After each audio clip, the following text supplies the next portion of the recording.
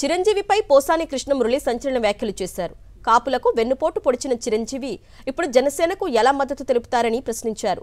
అప్పట్లో చిరంజీవి ప్రజారాజ్యాన్ని కాంగ్రెస్లో కలిపేసి అసలు తర్వాత రాజకీయాల్లోకి రానంటూ స్టేట్మెంట్ ఇచ్చారని, ఇప్పుడు మళ్లీ మద్దతు ఎందుకు ఇస్తున్నారని నిలదీశారు. చిరంజీవి మంచి బిజినెస్ మ్యాన్ అన్న పోసాని చిరంజీవి వెన్నుపోటుకు ఎంతో మంది కాపులు బలయ్యారని గుర్తు చేశారు.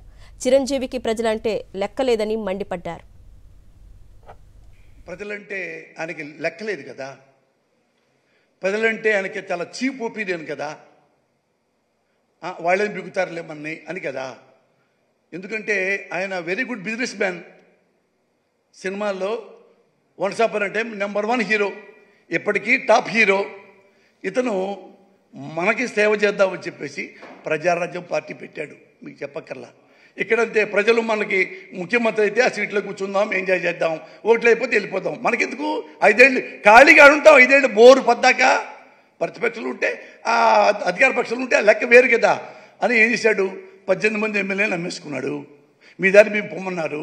ప్రజారాజ్యం పార్టీ ఆపేసి ప్రజారాజ్యం కాంగ్రెస్లో గెలిపాడు. ఈయన కాంగ్రెస్ మెంబర్ అయ్యాడు.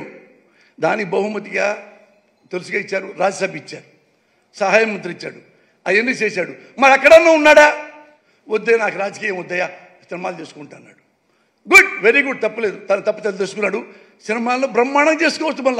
మళ్ళీ దేనికి ఇప్పుడు మళ్ళీ రాజకీయాల్లోకి? మీకేమైనా అర్థమవుతుందా చిరంజీవి గారి స్ట్రాటజీ? ఎవరన్నా అసలు జీవితంలో చిరంజీవి గారు ప్రజల దగ్గరికి వెళ్ళొచ్చా? ప్రజల గురించి మెన్షన్ చేయొచ్చా? మా తమ్ముడు పార్టీ పెట్టాడు, ఆ పార్టీ, ఈ పార్టీ మీరు కలిసి 6 నెలలన్నా జనాన్ని నమ్మించారు. మీ వాడు 1 మంత్ కూడా మా నమ్మించలేపాడే, అయినా మళ్ళీ ఇస్తారా? అవునులే, రాజకీయాలు కదా, ఓటు హక్కు మీకుంది, మీరు నుంచోవచ్చు. ఏమో మళ్ళీ చిరంజీవి గారు ముఖ్యమంత్రి కూడా అవ్వచ్చు.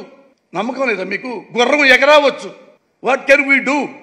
మా నమ్మకం నువ్వే జగన్, మా నమ్మకం నువ్వే జగన్, మా నమ్మకం నువ్వే జగన్, మా నమ్మకం నువ్వే జగన్, మేం నమ్ముతాం నిన్నే జగన్.